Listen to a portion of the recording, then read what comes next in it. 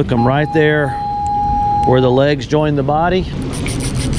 Ooh, that one's got a little oomph. It's always good to have some help with these guys. Logan's there with the net. Welcome to the channel, everyone. My name is Captain Joe Buskins. I'm a full-time fishing guide, second generation professional boat builder, and our family's been fishing the waters of the northern Gulf Coast for over 8 generations. Today we are out here targeting sheepshead. So I'm going to be giving you guys the rundown on how to catch more and bigger sheepshead. Going to be showing you guys our setup, the gear we prefer to use, and the techniques we use. Now we have actually already started our fishing trip this morning. You can see we got some massive structure behind us, and we've already got a couple in the well and a couple on deck. I'm going to be showing you guys everything we use to produce these fish. I will be fishing with my son Logan today. He'll be joining you.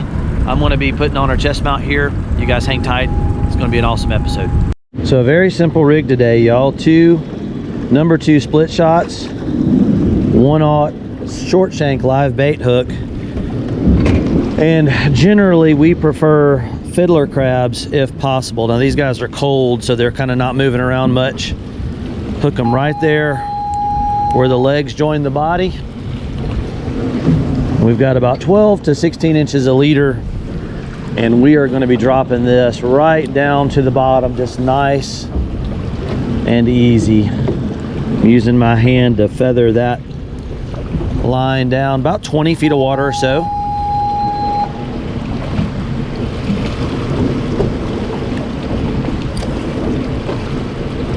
Check the drag. You want a fairly tight drag with sheepshead.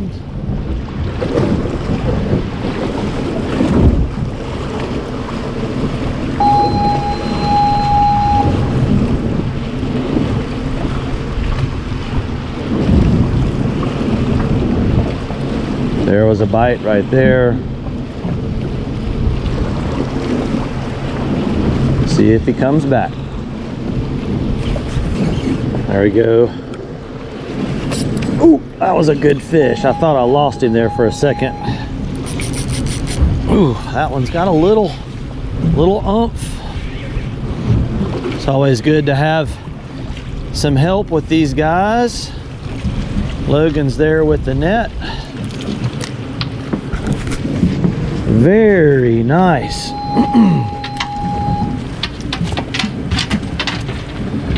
All right, that's a good solid keeper sheep. Now you always want to be careful. These guys have some serious spikes and serious teeth, so I always recommend using some pliers and rolling that little hook out. Just always want to be cautious. These guys will hurt you, and a technique we use all the time to handle these guys is just use your pliers to grab them by the dorsal fins, and in the well he goes. So I wanted to show y'all my hook of choice. That's going to be a 1/0. You can get away with a number 1, but I like a 1/0. That is an owner mosquito hook. Really sharp little hooks with a short shank. They work really well when you snell them on. A lot of people have never used a snail knot before, but that is my go-to. Come in through the bite side, 5 or 6 inches of tag. You pinch it at the base, and then you wrap it right back up the shank. I typically go 6 or 7 times on this lighter tackle.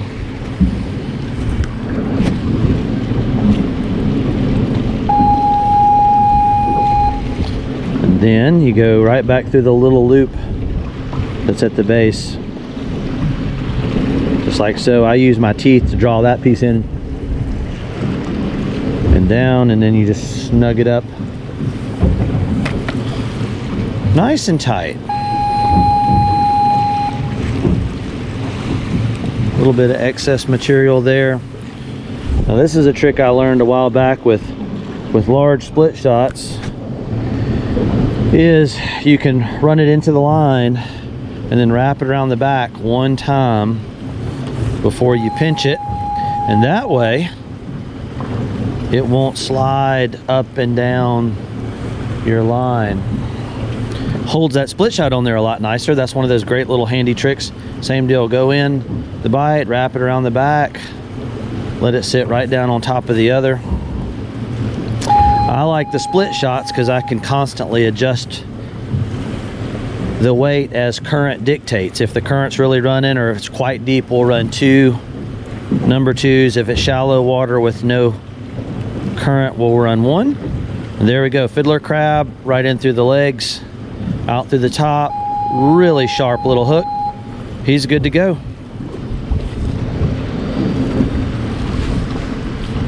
Now this rig, we're fishing a Daiwa. That's a back bay Saltus. That's a 4,000.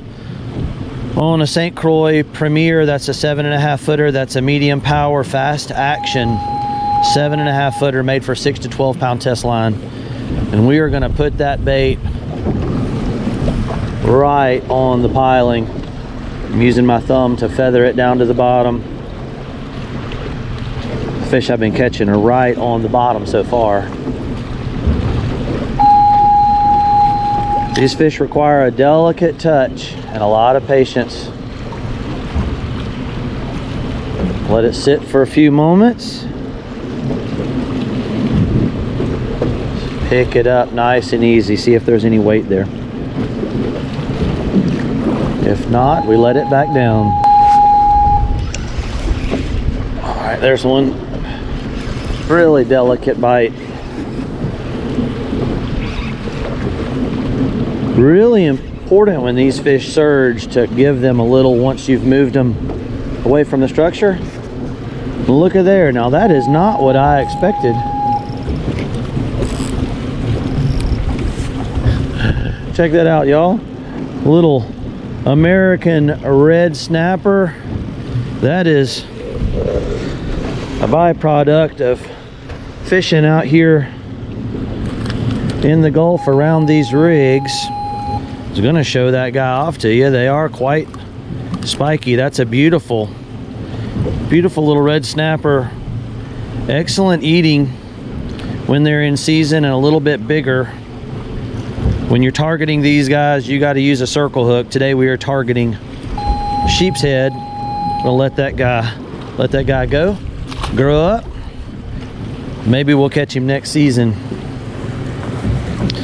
As y'all can see, we've got a nice container of fiddler crabs. They're a little bit cold this morning, so they're not super active. That is a male. He's got the big claw. Females are smaller and do not have, that one's got a big claw as well. Females have the 2 small claws. Kind of cool.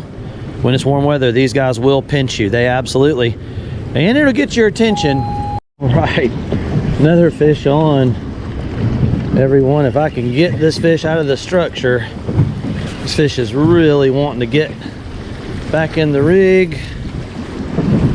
We have switched rods. Maybe Logan can help me with a, you know what, probably don't need a landing net on that one. Just gonna walk this fish around the boat. That's another decent sheep. Of course you can boat flip these guys, but sometimes they are just really lightly hooked. No, that's a good solid keeper size fish, probably in that 15, 16, 17 inch range. And that was Logan, y'all heard in the background. We got structure all around us and trolling motors on iPilot. But yeah, that's a primo fish. That one's gonna go in the well. Now something I would recommend after every fish is a leader check. A lot of times these fish, we are around structure, and I always like to run my finger over that leader, be sure it's in good shape, make sure the hook is still nice and sharp. That one is. And then we've got our little split shot here, but you can see this one is sliding up and down, and I want to show y'all that trick once more of wrapping this thing, and that'll keep that split shot from moving all over the place. We're going to go in around the back, across the front once more, pinch it down, At that point, it is locked in and it's not going anywhere. And because we're in deeper water, I'm going to do a second one. Second split shot, and that sheepshead did eat a live shrimp. Now I'm going to show you guys the other way we can hook a live shrimp would be right through the horn. There's a horn right there on the front of their head. It's quite sharp, so you got to be careful. They can use it for defense. They'll jab you. Go in just underneath the horn. And then I generally, for sheepshead, like to pinch the tail off. The shrimp doesn't die, but that lets a lot of scent out of the shrimp. I think it makes it harder for the sheepshead, or easier rather, for the sheepshead to get the bait. We are going to drop right next to this piling. Now we have switch gears once again. That's a St. Croix Mojo inshore paired with a Spinfisher 6 3500. Very good reel and rod combo as well. We are on the bottom. Just a delicate touch.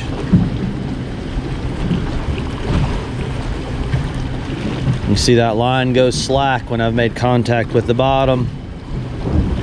I'll let it sit there for a moment and a real nice easy lift.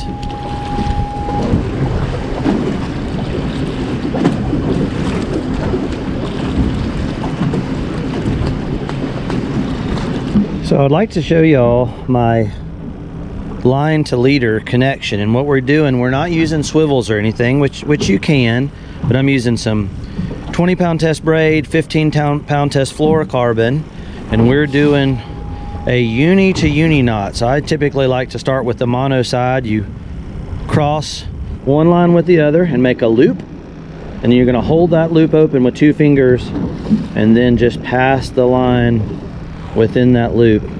Again, I typically go about 7 times or so. You're going to draw it down, not all the way, just mostly. And then we're going to switch sides. So now we're going braid over mono, 2 fingers holding the loop open, and we're going to pass the tag end within the loop 6-7 times. I lost count, so you guys comment below if I got it right. We're going to draw that down nice and easy, and then always a good idea to moisten the line, which I just did. You can use water or saliva, either can work. And you can see now we have 2 knots. There's one knot, there's the other knot, and they're going to draw down nice and tight. I always like to pull the tag end of each just a little bit. Make sure you've got a good, and so there we go. That is your double uni knot. It'll go right through the guides, no problem. Take our trusty pliers here and trim off the excess, just like so. I always want to throw that. I'm going to throw that somewhere in a trash can. Don't ever want to let that get overboard. And I like a pretty good long leader. I actually run 6 or 7 feet, sometimes even a little bit more. It's a personal preference thing. With sheepshead fishing, you're frequently breaking off, so having a long leader gives you plenty of line to retie with. Again, we're going back with a little mosquito light and the 1/0, but owner also makes a 1/0 SSW needle point that is very good. I don't think you can go wrong with anything that owner makes. We're going back with the Snail through the eye, 6 or 8 inches of tag, pinch it at the base, and we're just going to wrap it right up the shank.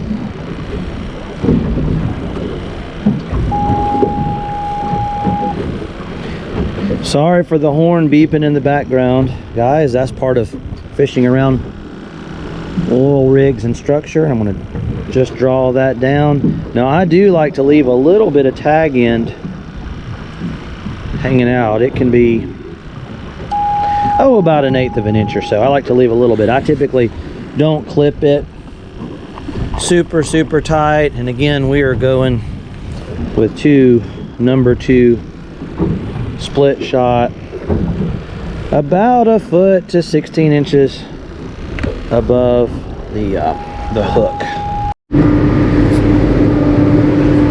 There's one. Fish on. Does not feel like a big fish, but haven't caught one in a minute, so I'm happy to I'm happy to see it. Yep. Got a little sheep. Yeah. Little convict. I'll take it. I'll take it. I'll take it. Convict on deck. Now that is a sheepshead. That is one of their nicknames is convict. Reason for that, the black and white stripe. I think the prison uniforms used to be black and white stripe, but they are also notoriously good at stealing your bait. Well, that guy appears to have taken the bait really deep. I can't even see the hook. That's going to be a legal fish. He's bleeding, so what we're going to do is we're just going to cut that hook off. Sometimes that is the best thing to do, is just retie. Yeah, I believe that's going to be a keeper. We'll put him in the box. We've ended up with a pretty nice little bag of fish. Show y'all how we did. There's our take. So I think I see 3, 2 more. So 8 and a white trout. Not too bad. We ended up using mostly fiddler crabs, seem to be the hot ticket. So go to your local bait shop, or you can even catch them on your own. We got some fiddlers, and we did catch a few shrimp, or a few fish on some live shrimp. And as far as a tackle recap, you know, generally the owner, the little mosquito light, a 1/0 short shank live bait hook is going to be the ticket, and we use a lot of just number two split shots. And as far as your tackle, for example, here we've got the Penn 3000. That's the Battle 2. We've got a Spin Fisher. We've got a Shimano Stratic in the 5000. And any kind of spinning tackle in the 7 to 7.5 foot range, fast action, just a real nice sensitive tip is going to be the ticket. And generally when we're fishing around structure, which is what sheepshead are going to like, I like to let it fall to the bottom just nice and easy, kind of progressively. Once it hits the bottom, I'll come up just a bit so you have tension on the line. And then about every 15 seconds or so, it's a very slow lift. You're not going to feel an abrupt strike with these guys. It's just going to be pressure or weight. And if that's the case, go ahead and set the hook if you're ever in doubt. So I believe we're going to be taking it back to the house. I'm going to show y'all how we clean these sheepshead, which is one of those things that may keep people from targeting them. They can be a little tricky to clean, but with the right tips, it's not a problem, and they are delicious. We're going to do a cook as well. So I'm going to take this thing home. Y'all enjoy the boat ride in.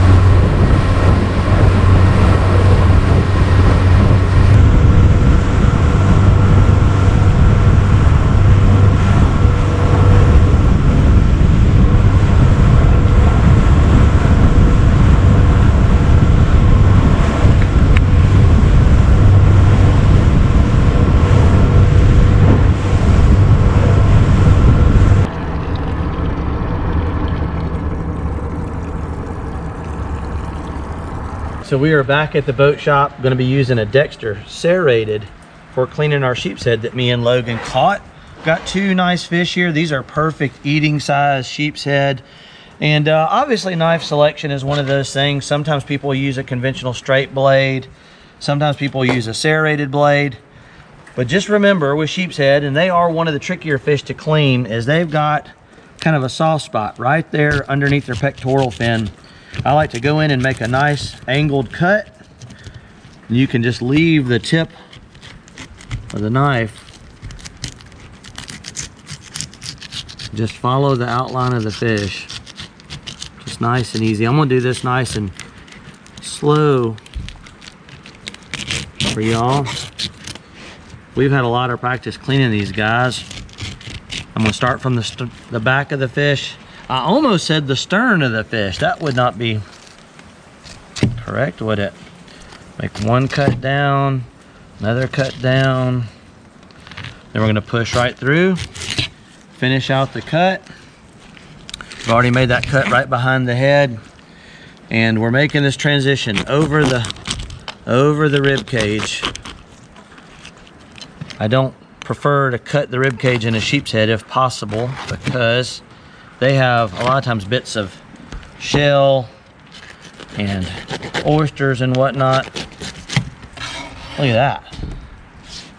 Beautiful piece of fish, and we are right down on the frame, and those are the rib bones, and that is the fish's internal cavity. So we don't want to break that. We just want to keep this thing really nice and pristine. Now I'm going to use a long straight bladed knife, and there's a little bit of red meat and some bones right down the middle. And I like these long straight blades for taking the meat off of the skin. And you notice I'm just holding the fillet at the very back, pushing that blade through. That's a little bit of red meat, and there are a few bones in there. I also always like to go over it with my fingers. Your hands will feel. Now sometimes there will be a little bit of red meat there on the back side of these fish. If you want to, and a lot of folks do, very carefully come in here and do an angled cut kind of back underneath, and you can get some additional. That is a very small amount there. For most folks, that's going to be quite all right. And then same here on this one. Just going to make a nice angled cut very cautiously. Now y'all will notice that I'm wearing some cut proof gloves, or cut resistant. Now they're not stab resistant, they're just cut resistant, but I would highly recommend using those when you're cleaning a sheepshead. So check out that bowl of beautiful fillets. Quite a lot of fish there, and you'll notice there's no water in that. We've got a nice stainless bowl. I'm just going to take some regular old salt, and before we rinse these, I want to sprinkle that pretty heavily. Not crazy, but a pretty good bit. And then I'm going to add a little bit of fresh water, because with saltwater fish, generally you're going to get better flavor if you rinse them in a brine or a saltwater solution. And you want to keep the rinsing to a minimum. That's one thing I like about the way we clean those sheepshead. We're not opening up the stomach cavity. We're keeping our fillet board really nice and clean. And these fish, they don't need a super heavy rinse, but we're going to use that salt water, and it's amazing. It's a subtle difference. Now when you're seasoning the fish, that salt water that you rinse them with kind of adds to the salt on the fish, so you might want to go a little bit lighter than you normally would. But beautiful fish. We'll let those soak for just a minute, and then we're going to cut them up in pieces and get them on the Blackstone. Okay, so there is our platter full of sheepshead fillets. And the way we're going to be preparing fish today, I personally like to take these big pieces and cut them up in about thirds. Sometimes I'll trim that little bit off the end there just to clean it up, and it seasons really nicely when you cut up in those smaller pieces, and it seems to cook a little faster, which I think that helps the flavor a little bit. Now you don't have to trim those ends off if you want, but what we're going to be doing today are going to be making some little sliders with King's Hawaiian, and you want the pieces about the right size to cover one of those pieces of bread. Check out beautiful bowl full of sheepshead fillets. Now what I've done is we have gone over this thing with a paper towel and patted these nice and dry, and we've got the Blackstone heating up. You can see we've got a little bit of smoke on this thing. I cleaned it off real good, brought it way up to temperature, and then we've turned it back down on low. And I was not used to cooking with avocado oil when I was growing up, but apparently it's really good as far as being a high temp oil. And today we're going with the Greek. That's a Mediterranean blend. What is that, a lemon garlic, I believe? I'll try to link that down below. And just a nice heavy application. I'm gonna go ahead and season this whole bowl full of fish because we might have some friends stop by in a bit. And this is mild. I believe they make one with a little bit of kick. But I am a big believer in that if you have good fresh fish, you really don't need to go crazy on the seasonings. And yep, I'm just gonna get in there with my hands. That's the way I grew up doing it. Maybe just a little more. What do you guys think? Do you guys like the, do y'all like a Greek? Do you prefer maybe a Tony Chachere's? You certainly could do a Tony Chachere's or a Paul Prudhomme Redfish Magic. Would not be bad. I would say you can't go wrong. You just don't want to overpower this fish because it is good, honestly, just as it comes. I like to always put the fish kind of in a sequence from left to right, bottom to top, and that way when I'm flipping the fish, I know exactly which one went on first. We'll flip them in the same sequence that we put them on the grill.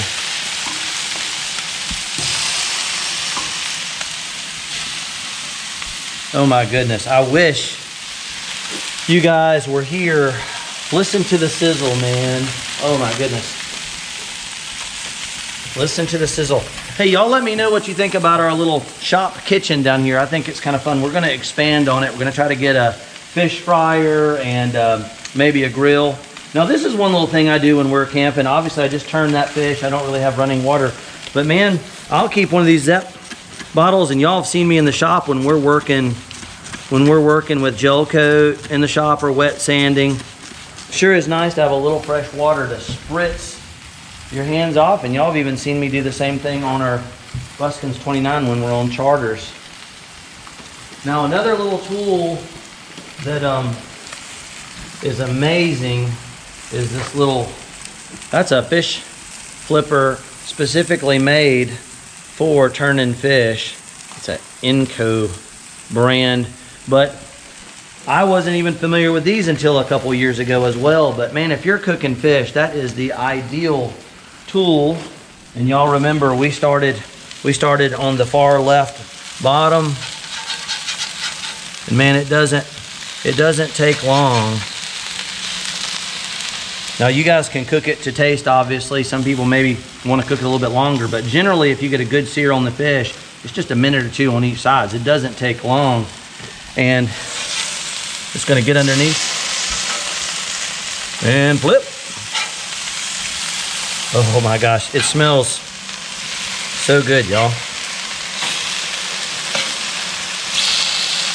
And you can see how these smaller pieces are super easy to flip and turn.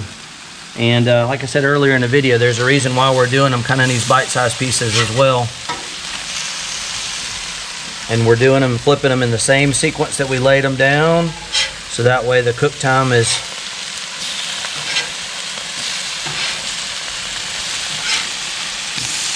you guys see how well that works. That is a little gem right there.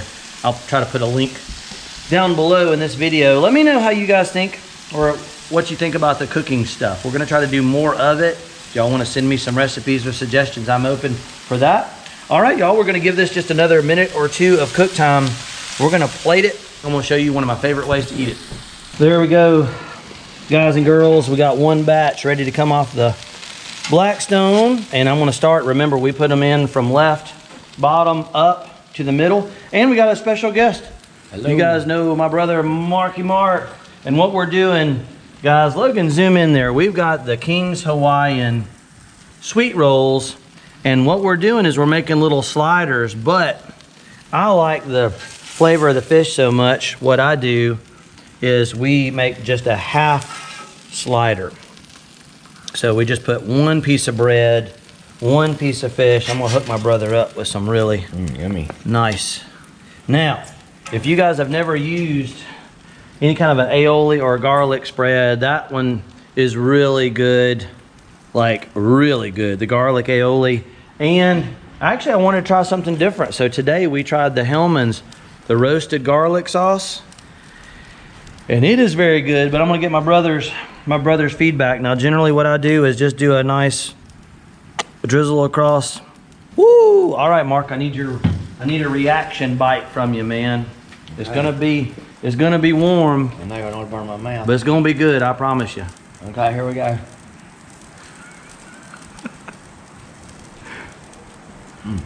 That's good. It's good. Look, and look hot, but at the good. steam coming up. There is still steam. You talk about beautiful white fish. Now that is some of our sheepshead. If you look at that, that is as pretty as any red snapper or any high-end fish.